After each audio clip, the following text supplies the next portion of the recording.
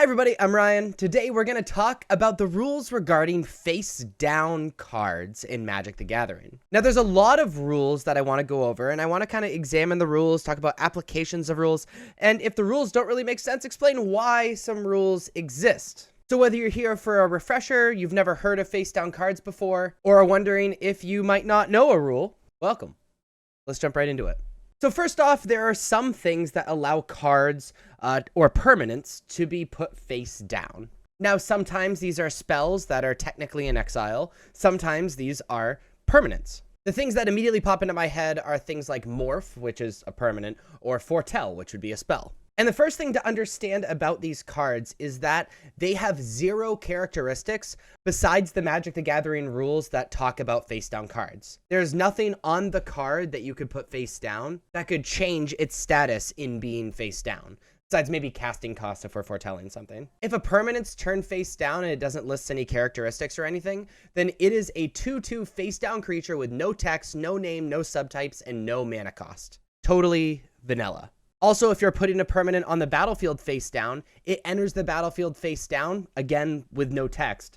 So if the other side has an enter the battlefield ability, it does not trigger. Now, at any point, you can look at any face down permanents you control or face down spells you control, but obviously you can't look at any of those things for your opponent. And if you have multiple face down permanents or face down spells, they need to be easily distinguishable from one another. As in, like, always keeping one in one spot, or putting a different token on top of it, like a different morph token or a foretell token on top of it with like maybe a separate number. The reasoning for this is so no information can be like messed up by mixing up these face down cards. Because if you play a card face down in one situation, it might be telling me that's a different card than in another situation. And it adds to that skill of the game to guess what cards are exactly face down.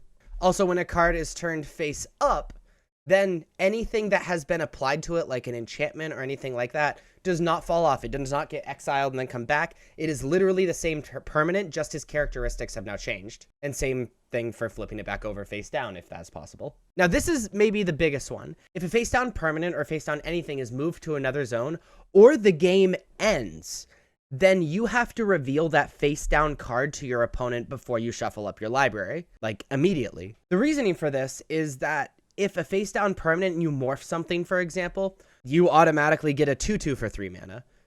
The issue with that is that if you didn't have to reveal cards to your opponent and you just never flipped over the morph, then you could just make any card a 2/2 for 3 mana, but not all cards can morph. So it's kind of a way to stop cheating and make it clear to your opponent that this card that has been face down is meant to be face down. Also, when a card gets turned face up, it's not entering the battlefield. So if the card hasn't entered the battlefield effect, it does not trigger. But those are all the major rules that I can think of for face down permanents and spells. If you guys have any more rules that you feel I should have pointed out, make sure you put those in the comments. If you like this video and videos like this where we talk about rules, please be sure to like and subscribe. Check me out on social medias.